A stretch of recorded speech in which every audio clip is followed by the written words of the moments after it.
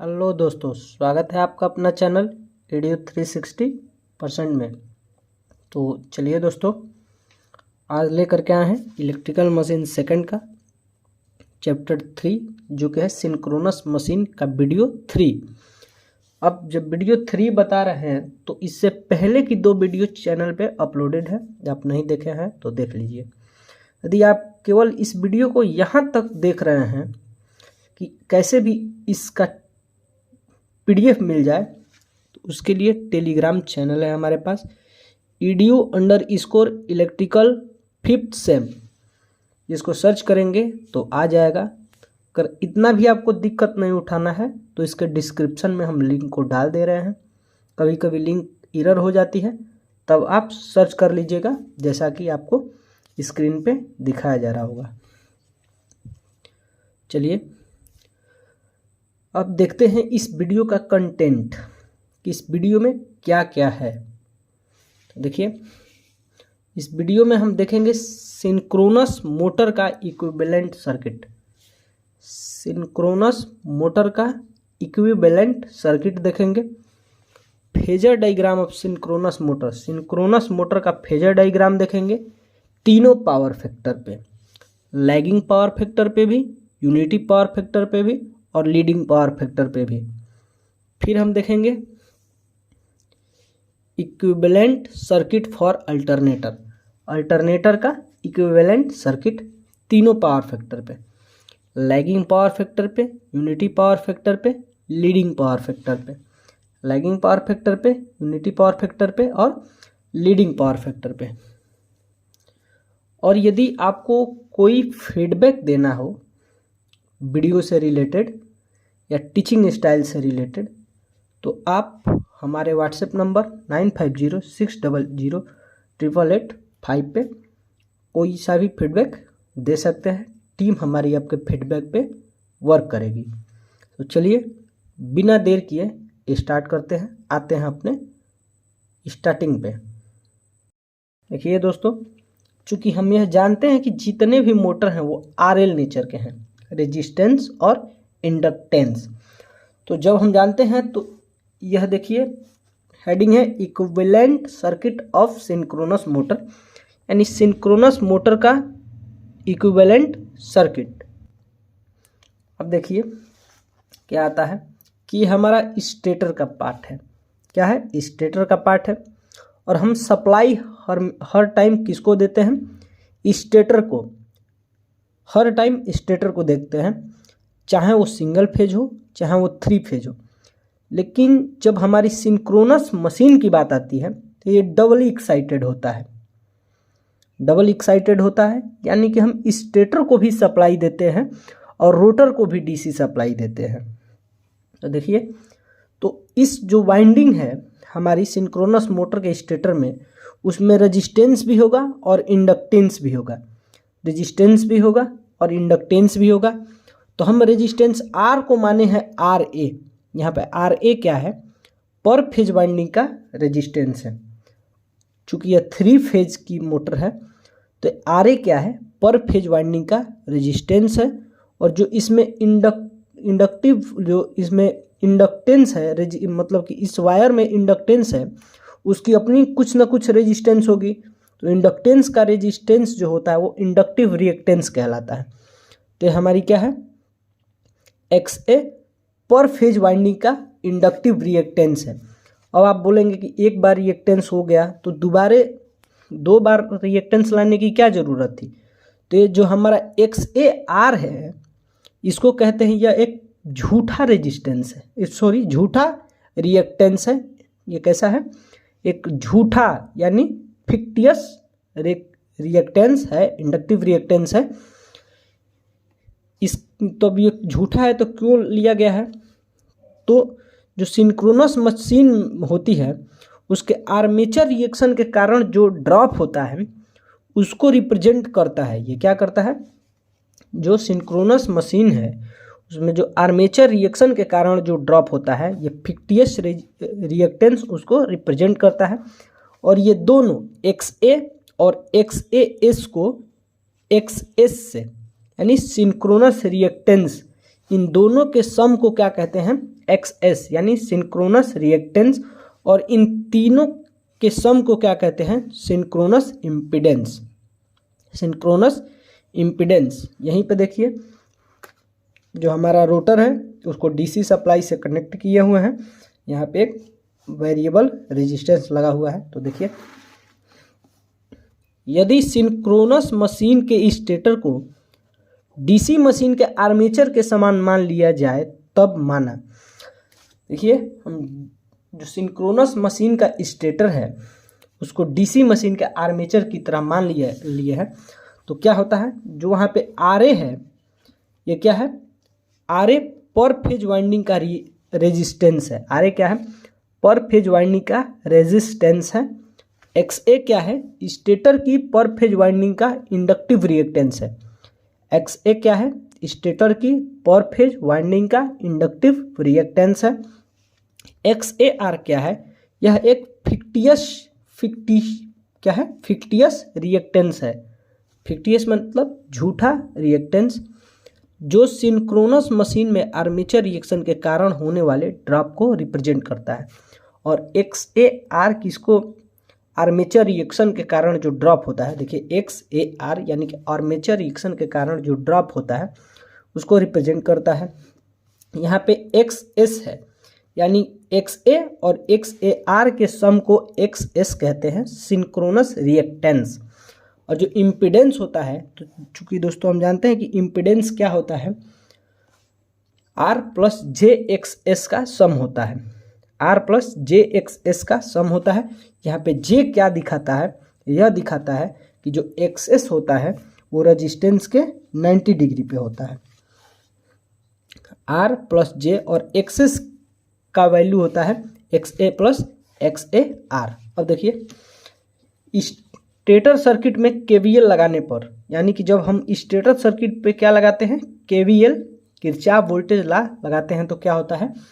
चूंकि हम supply voltage दिए हैं V, आप सर्किट में देख रहे होंगे सप्लाई वोल्टेज V दिए हैं, जिसके कारण IaRa जो रेजिस्टेंस है उसमें ड्रॉप हुआ है। और फिर चूंकि इंडक्टेंस में भी ड्रॉप होगा, तो JIaXA plus JIaXAR plus EF, यानी कि जो हमारी फील्ड है उसमें इंड्यूस्ड EMF हुआ है, उसका सम। देखिए, आपको दिखाते हैं। चूँकि ये जब हम सप्लाई लगाए हैं तो इस सप्लाई से जो करंट चल रही है, सप्लाई से करंट चली है IA, तो यह करंट क्या की है? इस रेजिस्टेंस से जब जाती है तो क्या होते हैं? इसके सम, ये इसके IaRa में ड्रॉप कराती है। कुछ यहाँ पे ड्रॉप होता है, कुछ यहाँ पे ड्रॉप होता है, कुछ यहाँ पे ड्रॉप होता है। इस EMF, इस फील्ड का EMF जो इंड्यूस्ड होता है, इन सबको जोड़ेंगे तो इस वोल्टेज के बराबर होती है KVL के अकॉर्डिंग। आगे देखिए, अब देखिए यहाँ से हम EF की वैल्यू निकाले हैं, तो EF की वैल्यू निकालने के लिए ये सारे को क्या किए हैं? इक्वल के, इसको इक्वल के इस साइड, इसको भी इक्वल के इस साइड, इसको भी इक्वल के इस साइड कर दिए हैं। तो आया है V minus IaRa minus JIaXA minus JIaXAR। तो यहाँ से V माइनस IaRa और यहाँ पे JIa कॉमन कर लिए हैं, तो बचा है XA प्लस XAR। चलिए दोस्तों आगे देखते हैं। अब देखिए दोस्तों, यहाँ पे EF equal to V minus IaRa और माइनस JIa और XA और XAR का सम होता है XS, तो ये लिख दिया है। अब देखिए, इस इक्वेशन को चूंकि आप याद रखिएगा, हर जगह इसकी ज़रूरत पड़ेगी। तो phasor diagram of synchronous motor, तो सिंक्रोनस मोटर का फेजर डायग्राम खींचेंगे तो किस पावर फैक्टर पे? तो पहला दिया है लैगिंग पावर फैक्टर पे। और आप BEE से पढ़ के आए हुए हैं कि जो लैगिंग पावर फैक्टर पे होती है क्या, कि लैगिंग पावर फैक्टर पे वोल्टेज से करंट हमेशा क्या करती है? लैग करती है, यानी पीछे चलती है। और कैसे पता चलती है पीछे चलती है? जब हम वोल्टेज से करंट को खोजेंगे तो एंटी क्लॉकवाइज डायरेक्शन में खोजते हैं। तो देखिए, चूंकि हमारी वोल्टेज क्या होती है, इसकी सारे जगह कांस्टेंट है, तो वोल्टेज सारी जगह कांस्टेंट है। चलिए दिखा देते हैं आपको कैसे सारे जगह वोल्टेज कांस्टेंट है। देखिए चूंकि ये पैरेलल में है, ये और ये पैरेलल में है, तो पैरेलल में हम ये जानते हैं कि हर जगह वोल्टेज समान होता है। तो इस प्रकार वोल्टेज क्या हो जाएंगी, हमारी कांस्टेंट हो जाएंगी। और पावर फैक्टर खींचते मतलब कि फेजर खींचते टाइम हम बेस उसी का मानते हैं जो कांस्टेंट रहता है। तो हम बेस माने हैं वोल्टेज का। देखिए दोस्तों, बेस मानने हैं वोल्टेज का। और चूंकि ये वोल्टेज 90 डिग्री पे होती है, लेकिन ये प्योर इंडक्टिव न होने के कारण ये क्या की है, 90 डिग्री से थोड़ी झुक गई है। और जो भी और आई के बीच जो फाई है वो क्या है, फाई एंगल क्या है, फाई है। अब देखिए हम क्या किए हैं कि अब हमारा ये देखिए आई ए आर ए क्या है, आई ए आर ए है। ये क्या है, हम जानते हैं V equal to I R होता है, V equal to I R होता है, यानी कि ये भी हमारा वोल्टेज है। यानी कि हम सब वोल्टेज को जोड़ रहे हैं, सब वोल्टेज को। हम जानते हैं कि वेक्टर में हम एक ही सेम क्वांटिटी को सब्ट्रैक्ट कर सकते हैं और सेम क्वांटिटी को ऐड कर सकते हैं। तो सारी की सारी क्या है, वोल्टेज है। तो देखिए क्या हुआ है कि यहाँ पे चूंकि वोल्टेज है और इसमें आई ए आर ए को ऐड करना है, तो हम इस वोल्टेज में आई ए आर ए को ऐड करेंगे, लेकिन डायरेक्शन किस चीज़ की होगी, करंट की डायरेक्शन होगी। तो देखिए करंट की डायरेक्शन ये है, तो हम भी क्या करेंगे, आई ए आर ए को इसी डायरेक्शन में ऐड करेंगे। लेकिन हम फॉर्मूले में देखे हैं कि क्या है, माइनस है। फॉर्मूले में क्या है, माइनस है, इसलिए माइनस साइन क्या बताती है, डायरेक्शन बताती है। जब प्लस रहता है तो इस साइड जोड़ते हैं, लेकिन हमारी डायरेक्शन क्या है, माइनस है, तो इसके जस्ट अपोजिट जोड़ेंगे। तो हम यहाँ पे जोड़े हैं किसको, आई ए आर ए को। ये यहाँ पे आई ए आर ए को जोड़े हैं। और यहाँ पे देखिए क्या है कि माइनस जे आई ए एक्स ए। तो हम यह जानते हैं जे क्या बताता है कि या इससे हम क्या होंगे, 90 डिग्री पे होंगे। तो 90 डिग्री पे दो साइड हो जाएगा, एक इस साइड और एक इस साइड हो जाएगा। तो इस साइड जब जोड़ते हैं तो हमारा पॉजिटिव आता है, इस साइड जोड़ेंगे तो पॉजिटिव आता है। कैसे, तो आप जब इम्पीडेंस ट्रायंगल देखे होंगे, आर यहाँ पे आर होता है, यहाँ पे एक्स होता है, यहाँ पे जेड होता है। तो हम यह देखते हैं कि यहाँ पे जब हमारी रेजिस्टेंस से क्या होता है, देखिए सॉरी, रेजिस्टेंस से क्लॉकवाइज अगर हम जोड़ते हैं क्लॉकवाइज, तो हमारी क्या मिलती है, एक्स मिलती है। वैसे ही सॉरी रुकिए दोस्तों थोड़ी देर। देखिए दोस्तों, चूँकि यहाँ से हम इधर जाते करंट की डायरेक्शन में अगर जोड़ते तो क्या हो जाती हमारी, पॉजिटिव हो जाती। लेकिन फॉर्मूले में माइनस आई आर ए है, और माइनस क्या बताता है, डायरेक्शन अपोजिट है। तो हमें आई ए आर ए को इधर जोड़ दिए। अब हम देखते हैं अगली जब जोड़ने की बात आती है तो फॉर्मूले में आता है माइनस जे एक्स एस। तो जे क्या बताता है कि हम आर से 90 डिग्री पे होंगे, हम आर से 90 डिग्री पे होंगे। तो 90 डिग्री तो इस साइड भी होता है और 90 डिग्री तो इस साइड भी होता है। लेकिन चूंकि हम जानते हैं कि यहाँ से जब एंटी क्लॉकवाइज 90 डिग्री चलेंगे तो एंटी क्लॉकवाइज में क्या होता है, हमारा पॉजिटिव होता है, और क्लॉकवाइज जब चलेंगे तो निगेटिव होगा। तो हम क्लॉकवाइज में क्या जोड़ देते हैं, जे आई ए एक्स एस, क्योंकि ये निगेटिव है। और फिर हम क्या करते हैं कि इसको इससे जोड़ देते हैं ई एफ से। इसको किससे जोड़ देते, इसको यहाँ से स्टार्टिंग से ऐड कर देते हैं। तो हमारा ये क्या मिल जाता है, ई एफ मिल जाता है। इन सब को जोड़ देते हैं तो हमारा क्या मिल जाता है, ई एफ मिल जाता है।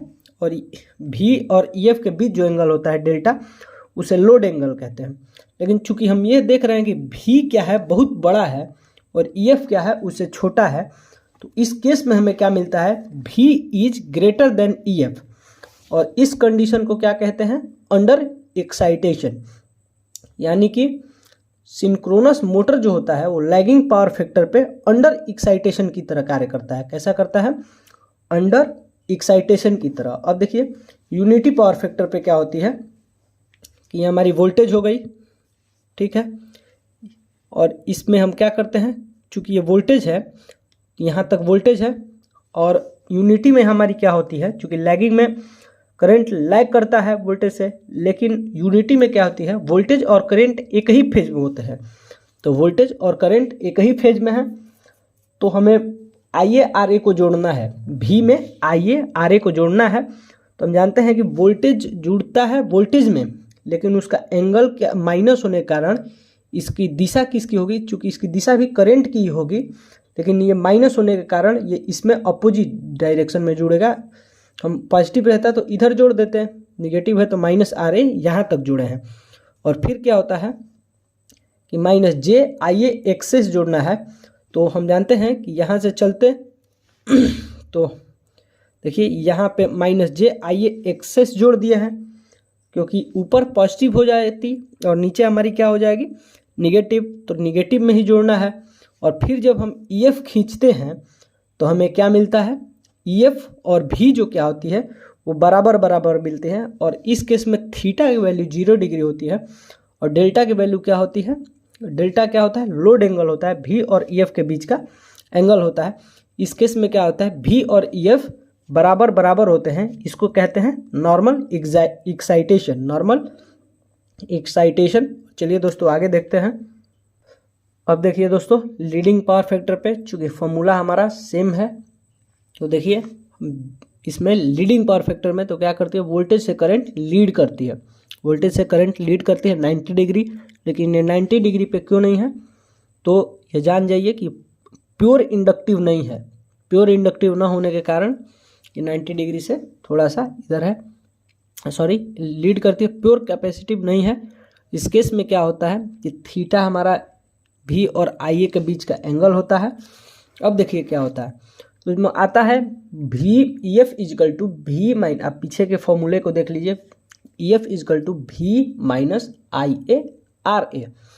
देखिए उसमें IARA को क्या करना है, वोल्टेज है तो वोल्टेज जुड़ेगा वोल्टेज में ही, लेकिन दिशा किसकी होगी, करंट की होगी।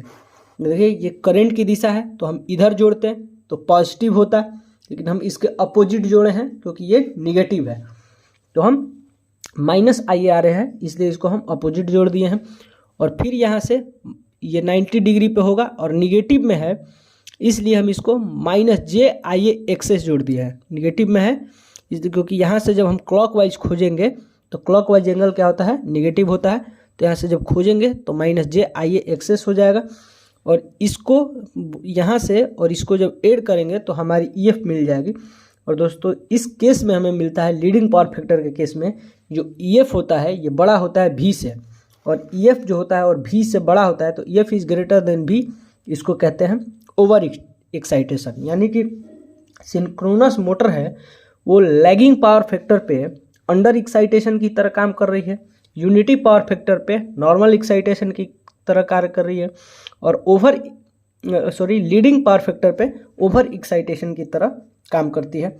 चलिए दोस्तों आगे देखेंगे इक्विवेलेंट सर्किट फॉर अल्टरनेटर की इक्विवेलेंट सर्किट। तो देखिए यहाँ पे है RA, चूँकि अल्टरनेटर पे क्या करता है, बिजली अंदर बनता है, EF इंड्यूस्ड होता है और क्या करता है उसके थ्रू एक करंट फ्लो होती है और लोड को प्रोवाइड करा देती है। इसमें बिजली बाहर की तरफ जाती है कि मोटर में हम इलेक्ट्रिसिटी या पावर को या सप्लाई को हम देते हैं, जबकि अल्टरनेटर से हम लेते हैं। देखिए यहाँ पे करंट हमारी इस में IA फ्लो हो रही है, तो देखिए यहाँ पे RA है पर फेज वाइंडिंग का रेजिस्टेंस, XA है पर फेज वाइंडिंग का इंडक्टिव रिएक्टेंस, XAR है इन्फिक्टियस रेजिस्टेंस। इन दोनों को XA प्लस XAR को हम क्या कहते हैं, एक्सेस कहते हैं, और इन दोनों का ये क्या है ZS IARA प्लस JIA एक्सेस। और यहाँ पे हम लोड लगाए हुए हैं तो हमें वोल्टेज मिल रहा है लोड के अक्रॉस V। अब देखिए चूंकि यहाँ पे पैरेलल में है ये और ये, तो दोनों जगह वोल्टेज क्या है, पैरेलल में वोल्टेज समान होती है, अतः इस पावर फैक्टर को, इसका फेजर खींचते समय हम कांस्टेंट वैल्यू को लेंगे वोल्टेज को। चलिए दोस्तों आगे देखते हैं। तो देखिए दोस्तों चूँकि हमारी पावर बन के तैयार है EF, और फिर क्या होता है कि वह पावर भी सप्लाई वोल्टेज पे मिलता है, उससे पहले कुछ लॉस रेजिस्टेंस करा देता है, कुछ इंडक्टर लॉस करा देता है और कुछ आर्मेचर रिएक्शन के कारण लॉस हो जाते हैं। और यहाँ पे J इसलिए लगाए हैं क्योंकि जो इंडक्टिव रिएक्टेंस होता है X है, ये हमेशा रेजिस्टेंस से 90 डिग्री पे होता है, हमेशा रेजिस्टेंस से 90 डिग्री पे होता है। देखिए यहाँ पे EF इजकल टू भी IA RA प्लस यहाँ से JIA कॉमन किए XA और XAR, इन दोनों के सम को XS कहते हैं। तो बस EF इजकल टू भी plus IA RA plus JIA XS।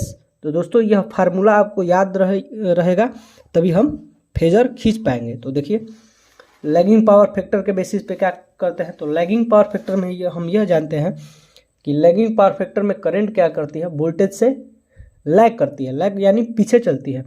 उसको कैसे खोजेंगे, जब हम क्लॉकवाइज खोजेंगे तो हमारी वोल्टेज मिल जाएगी, वोल्टेज से क्लॉकवाइज खोजेंगे तो हमारी करंट मिल जाएगी। लेकिन ये अगर ये प्योर इंडक्टिव होगी तो 90 डिग्री पे होती, इन्हें प्योर इंडक्टिव ना होने के कारण ये 90 डिग्री से थोड़ी कम है थीटा। और देखिए इसमें क्या करेंगे हम, क्योंकि ये हमारा फॉर्मूला है EF इजकल टू भी प्लस IARA, तो इसमें क्या करना है, IARA क्या है, जनरली वोल्टेज है, और वेक्टर में हम समान क्वांटिटी को जोड़ते हैं, तो ये तीनों क्या है, वोल्टेज हैं। तो IARA तो इसको जोड़ना है वोल्टेज में, तो हम वोल्टेज में ही जोड़ेंगे, लेकिन डायरेक्शन होगी IA की, करंट की। तो डायरेक्शन हमारी करंट की ये है और ये है, चूँकि सेम डायरेक्शन में जोड़ना है तो यहाँ से जोड़ देंगे। और फिर क्या करना है, JIA XS, तो JIA XS है, तो यहाँ से हम 90 डिग्री ये ले लेंगे JIA XS, अरे दोस्तों यहाँ से ये मिल जाएगा 90 डिग्री पे। और फिर क्या होगी कि यहाँ से और इसके बीच को जब जोड़ेंगे तो फिर इन तीनों को जोड़ेंगे तो क्या मिलता है, EF मिलता है हमारा, क्या है ये, जो हमारे अल्टरनेटर में क्या EMF इंड्यूस्ड हुआ है वो मिलता है। उस केस में हम ये देखते हैं कि जो EF होता है वो बड़ा होता है और V क्या होता है, छोटा होता है। इस केस में क्या होता है कि V is less than EF, इसको कहते हैं ओवर एक्साइटेशन, यानी कि अल्टरनेटर, जब देखिए जो सिंक्रोनस मोटर है वो लैगिंग पावर फैक्टर पे अंडर एक्साइटेशन की में काम कर रहा था, जबकि अल्टरनेटर लैगिंग पावर फैक्टर में ओवर एक्साइटेशन पे कार्य करता है। जबकि यूनिटी पावर फैक्टर में क्या होता है कि दोनों ही सेम, वही है फॉर्मूला जो आप, सेम वही मेथड है कि वोल्टेज को में IARA वोल्टेज में ही जोड़ेंगे, डायरेक्शन करंट की होगी, उसके 90 डिग्री पे IA XA को जोड़ते हैं और फिर हम लोग ओरिजिन पॉइंट से इनको मीट कराते हैं, तो हमारी क्या होती है, रिजल्ट प्राप्त होती है। और देखते हैं कि यह बड़ा है कि भी, जो बड़ा होता है उसके अकॉर्डिंग हम नामकरण करते हैं। तो EF भी के बराबर है, अतः यह नॉर्मल एक्साइटेशन पे, यानी मोटर और सिंक्रोनस मोटर और अल्टरनेटर यूनिटी पावर फैक्टर पे दोनों नॉर्मल एक्साइटेशन में काम करते हैं। आगे देखिए दोस्तों, लीडिंग पावर फैक्टर पे क्या होता है कि हम यह जानते हैं कि लीडिंग पावर फैक्टर में करंट लीड कर जाती है। उस केस में क्या करते हैं, और वोल्टेज IARA वोल्टेज में ही जुड़ेगा, लेकिन डायरेक्शन करंट की होगी। तो हम यहाँ पे जोड़ दिया IARA और क्या किए हैं, इसके 90 डिग्री पे होगा JIA XS, इसके 90 डिग्री पे JIA XS होगा, तो इसको भी हम ऐड कर दिए हैं और फिर हमारा EF ऐड कर दिया है। इससे दोस्तों हमारा क्या मिलता है कि जो V है, V वो बहुत बड़ा है और EF क्या है, छोटा है। इसके केस में ये अंडर एक्साइटेशन की तरह काम करती है, यह दोस्तों देखिए लैगिंग पावर फैक्टर पे सिंक्रोनस मोटर जो थी अंडर एक्साइटेशन की तरह, जबकि अल्टरनेटर लीडिंग पावर फैक्टर में अंडर एक्साइटेशन की तरह काम कर रही थी। जबकि नॉर्मल एक्साइटेशन में मोटर और अल्टरनेटर दोनों यूनिटी पावर फैक्टर पे कार्य कर रही थी, जबकि लीडिंग पावर फैक्टर पे सिंक्रोनस मोटर ओवर एक्साइटेशन पे और अल्टरनेटर लैगिंग पावर फैक्टर पे ओवर एक्साइटेशन के रूप में कार्य कर रही थी। और देखिए दोस्तों, एक नोट में पॉइंट है, फिर इसके बाद वीडियो हमारी खत्म हो जाएगी। तो हम जानते हैं कि पूरे इंडिया का लोड का नेचर कैसा होता है, RL होता है। पूरे भारतवर्ष का लोड का नेचर कैसा होता है, RL होता है। अर्थात इस लोड के पावर फैक्टर का नेचर लैगिंग होगा, अर्थात इस लोड के पावर फैक्टर का नेचर कैसा होगा दोस्तों, लैगिंग होगा। अतः इस लैगिंग नेचर वाले लोड को सप्लाई देने के लिए सप्लाई वोल्टेज का नेचर भी लैगिंग होना चाहिए। और देखिए हम पूरे भारत का लोड का नेचर कैसा होता है, लैगिंग होता है, RL नेचर का होता है। अर्थात पूरे लोड का पावर नेचर कैसा होता है, लैगिंग नेचर का होता है। और इस लैगिंग नेचर वाले लोड को सप्लाई देने के लिए सप्लाई वोल्टेज का नेचर भी कैसा होना चाहिए, लैगिंग होना चाहिए।